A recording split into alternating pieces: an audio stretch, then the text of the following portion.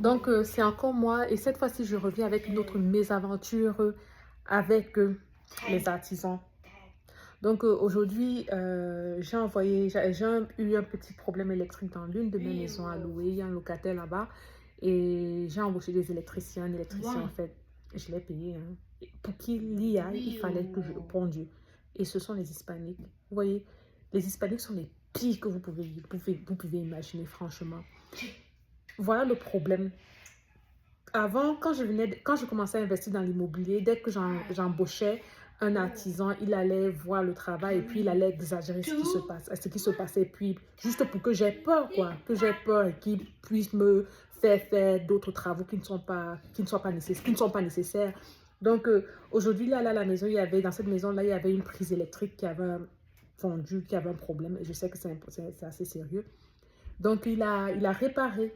Et puis, il m'appelle et puis il me dit que tout mon système électrique est pourri, il faut que le change, etc.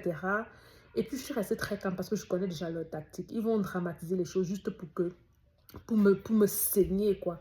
Je lui ai juste calmement dit que j'ai eu un problème similaire dans ma maison où je vis actuellement et puis le problème a été réglé. Il m'a dit, OK. Donc, après, je lui ai écrit pour lui dire, bon, dis-moi, le problème que tu as vu, ça peut coûter combien pour réparer? Je voulais juste avoir une idée du prix parce que je ne veux plus travailler avec lui. Ce que je vais faire, je vais embaucher un autre électricien.